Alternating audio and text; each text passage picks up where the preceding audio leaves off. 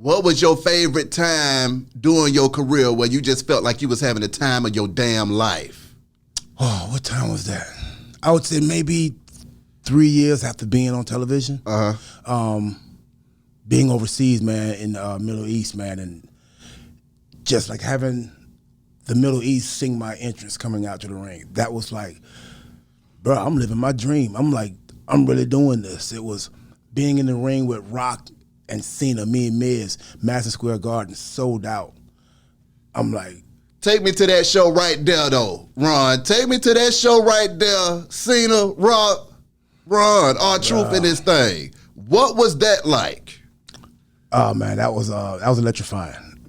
Just being in the atmosphere, man. It was like all the way down to like there was the pyro, so it was still like fog in there. And me and Miz looked at each other, and we looked across, and Rock and Cena was standing there, and we was like, dude, bro, we did it. He said, look where you come from to look where you're like. Miz was like preaching to me like, bro, and you're right here. I said, look where you come from, the real world, bro. You like, look where you right here. And we just hugged. Nobody even knew what we said to each other. Yeah, but brother, the people that they ready for the side. Me and Miz hugged because we just said that. Now we just walked all the way down and was talking about it like it was, like you said that before we even went to the ring, we were walking down like, dude, this is sold out, us against Rock and Cena. The two top of the, you know what I'm saying, the chain. So it's like, but I won't ever forget that. The feeling, the sound, the aura of the whole just being. I won't forget that. Now, Ron, whatever any dark times to where R-Truth felt like he couldn't keep on going in that ring, or just in the game in general? No, not once I got there. Once I got in the game, I've been a player, like you said, the longevity. I've been in this over 20-some years. I had to adapt. I had to learn to adapt. I had to learn to maneuver.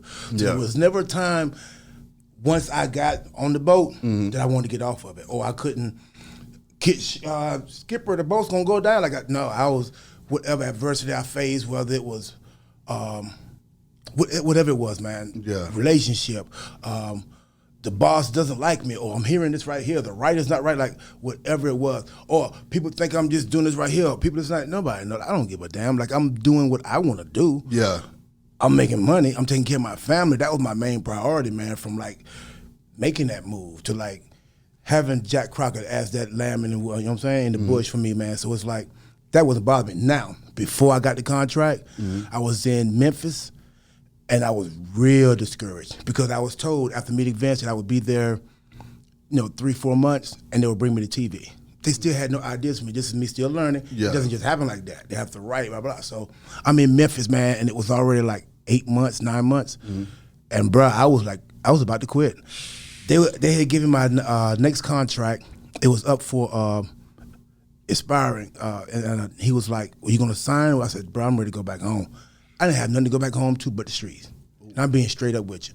And I'm like, I didn't want to do it. I didn't see myself making it. I said, y'all got me, I'm here in Memphis. I've never been nowhere, you know what I'm saying, like living nowhere. I've been here for like 6 months, man, and like bouncing back and forth between houses with people, which is a good story because it's like, we had Quick staying with us, we had Truth staying with us. It was funny times. It was like blah, blah, but I was discouraged. Nobody knew I was depressed and I was homesick, and I had 2 boys at home that I wasn't there for, that I was like, I was driving from Memphis to Charlotte 10 hours every weekend to go home and be with my kids. And when I had a wreck, that's when they stopped me from going. I think maybe like I had a bad accident. And they was like, for safety reasons, we don't want you to go back home. So I feel like, trying to control me now. So it's like, but it mess with my emotions, my feelings, man. Like I said, we can mess ourselves up. And bro, I was in a slump. I was in a spot to where I was like, I had done started losing a little bit of confidence in myself. Cause why am I still here? Why am I? And I never stopped doing what I was doing though. I can talk to you right now. I can be like in the worst mood. I can be done like emotionally broke down. And when that green light hit, you won't be able to tell it, dog. You'll never see me sweat. You know what I'm saying?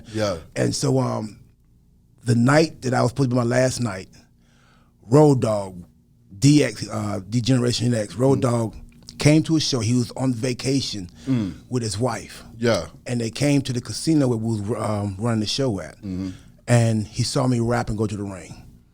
And when I came back through the curtain, they was like, "Hey man, Road Dogg from DX was asking about you." And I'm like, "Oh, that's cool, man. That's cool, man." They said, "No, he wants you to be his partner." I'm like, "That joke ain't gonna be this." I'm like, "Whatever," you know what I'm saying? Yeah. By the time I got to the locker room, Road Dogg like big old, you know what I'm saying? Road Dogg big. He's like, "Was that you out there rapping and dancing? That was you, what, in the ring, right?" I'm like, "Yeah, why?" He's like, "How would you like to be my tag partner?" I said, "Your tag partner?" I'm like, "Dude, I mean, yeah, like my confidence was beat so down, I should have been like, bruh, hell yeah, let's do that." I'm like, Damn. "Bro," I said, "I'm about to quit, man." He said, "What?" I said, "I'm about to quit, dog." I said, "Man, they told me I was gonna be here 3 months and that." He said, "You got here, you about to beat yourself up, you about to quit?" He said, "As talented as you are," he said, "if you don't quit, I'll have you out of here in a couple months, and you'll be my tag partner." I was like, "You for real?" He was like, "Take my number down." I gave my number. We exchanged numbers. Bro, within a month and a half, I was out of there. Shit. And I was debuting Madison Square Garden. That was and that I learned the lesson from that, though. Right at your breaking point, right at your this and that, man, you got to, man, that faith is what got me where I'm at right now, sitting in here talking to you. I'm with that. I've always had this faith. It gets beat down and trampled, but it's there. You and Pac-Man Jones, y'all done had to tag on a few things too. Talk to me, Ron. Dog, I love Pac, man. Yeah. I love Pac. Dog, I'm telling you a good Pac story. When me and him was tag champs, dog, Pac had a Lamborghini, dog. And we was, he's like, "Hey, you want to ride a Lamb?" I never been in a Lamb, you know what I'm saying? So I'm like, "Yeah, I'm riding a Lamb." Bro, they was letting Pac drive that car fast as he want to. And I'm talking about, like, I was with Pac, dog, and we was beside a cop, dog, and you like hit that. They was proud of Pac, dog. Pac was doing big things, you know what I'm saying, back then, dog. He was one of the us, greatest dog. to come out of Atlanta. One Shit. of the greatest. Come on. And he was good, you know what I'm saying? Like, so, and me and him got close, dog, you know what I'm saying? But, like, Pac took me on my first Lamborghini ride, dog. I said, "I'd never buy me a Lamborghini, dog." Never, man. Bro, he had 85, man, with tracks up. He was getting it, though. Good dude, and we had fun. Yeah. We had fun, man. I was able to help him a little bit, like, mentally, this and that. Yeah. He learned, you know what I'm saying? He helped me. Yeah. Whether he know it or not. Come on. When it came to having fun, where did you find yourself having the most fun? Off the ring, out the ring. Out the ring. Out the ring. Well, I'm able to just share my experiences, man. Yeah. Whether it's with fans that'll sit there and talk to me like they've been knowing me for their whole life. Yeah. Everything I've accomplished, man, my funnest times is experiencing, I don't want to say teaching, but just like life don't come with no handbook. Yeah. Just dropping some shit on people, man. My music, you know what I'm saying? My music is where I like, when I don't have on that wrestling cape, I don't have on my father cape, the husband cape, the uncle cape, the brother, you know what I'm saying? I put on that music cape, dog, and that's what that's what got me doing all of this. The love for that music is it's the legacy. I'm going to come back to that legacy because I got one more question I got to ask you just about wrestling and traveling the world. What was it like when you went overseas for the first time and you realized how broad your platform had become, and then just that experience of other cultures at the same time? Oh man, that was eye-opening. Yeah. That taught me to be more open to everything. Yeah. Because my first time when I was going through my adversities within learning, Conan took me to Mexico. I lived in Mexico, man, for almost 2 years. And that was like me going from Mexico City to Monterrey to Guadalajara, San Luis Potosí, Tampico. Like, I've been all of Mexico. And when I went to Italy. When people started noticing me, man, like not in the States, and I can go anywhere. I'm talking about Turkey, Saudi Arabia, That's crazy. Costa Rica. You can name a map, man. Yeah. Egypt, bro. We're going to the pyramid. I didn't want to go. I'm not like okay, you give me the go. Okay, let's go. Okay, I'll go with you. They want to go to the pyramids, which is cool shit to do now. You know what I'm saying? I've been trying to get there my whole life. Shit. Dog, I'm like, man, like they're like, oh, come on, Truth, let's go to the pyramid and take some pictures, man. It'd be something great you can show people later on, you know? Like, I'm like, man, all right, I'll go.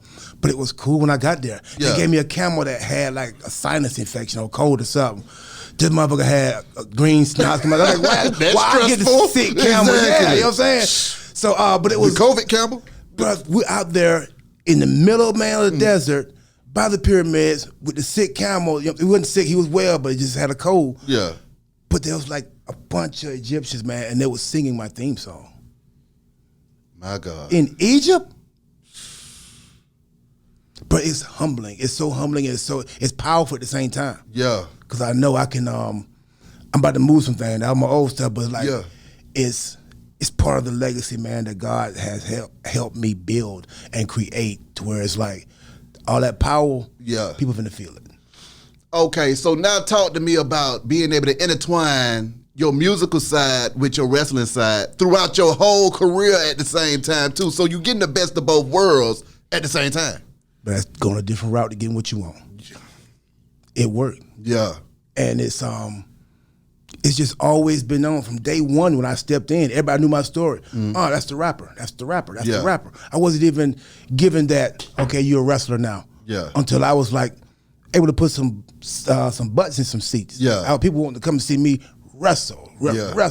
But this wrestler raps. He's a rapping wrestler. He's like, so it was like wearing a glove, man, putting on socks with feet. You know what I'm saying? So it's just, it went together. Like I told you, like anything you do, there's usually gonna be some music that's gonna open that shit up for you. Yeah.